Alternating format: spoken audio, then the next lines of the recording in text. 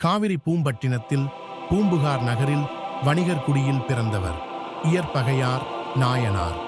சிவனடியார்களுக்கு ஏவல் செய்வதே தன் வாழ்க்கையின் உச்ச அறமாக கொண்டு வாழ்ந்தவர்.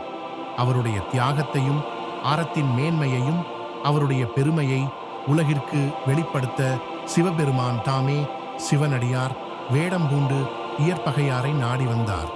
நீர் சிவனடியார்களுக்கு எதையும் தருவீர் எனக் கேள்விப்பட்டோம். எனக்கு வேண்டியதை உம்மிடம் வாங்கி கொண்டு போகலாம் என்று வந்தேன் என்று கூறினார்.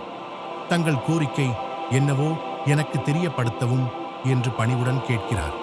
சிவனடியார் மெல்ல, உனது மனைவியை வேண்டி வந்தேன் என்றார். இதை கேட்டு திடுக்கிடாத இயற்பகையார், என்னிடம் உள்ளதை கேட்டதற்கு மகிழ்ச்சி என்றார். பிறகு தனது மனைவியை அழைக்கிறார். இந்த சிவனடியாருக்கு சேவை செய்வதே இனி உனது கடமையாகும் என்கிறார். மனைவி அதிர்ச்சி அடைந்து முதலில் கலங்கினாள்.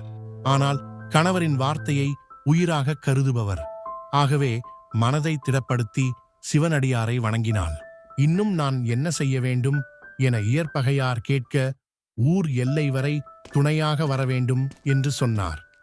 சிவனடியார் இயற்பகையார் கையில் ஆயுதம் ஏந்திய வண்ணம் இவர்களை அழைத்து கொண்டு ஊரின் எல்லைக்கு செல்கிறார்.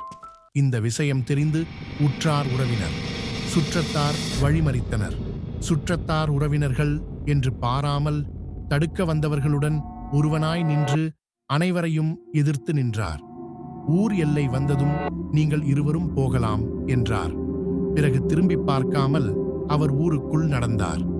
திடீரென காப்பாற்றுங்கள் என்று ஓசை அதிர்ச்சியுடன் யாரோ மீண்டும் தடுத்தனர் என நினைத்து இயற்பகையார் திரும்பி ஓடினார். ஆனால் அங்கே அவர் கண்ட காட்சி, எருது வாகனத்தில் சிவபெருமான் பார்வதி தேவியுடன் எழுந்தருளி உனது பக்தியை உலகறிய வேண்டும் என்று முடிவு செய்து திருவிளையாடல் புரிந்தோம் என்று கூறி அருளினார்.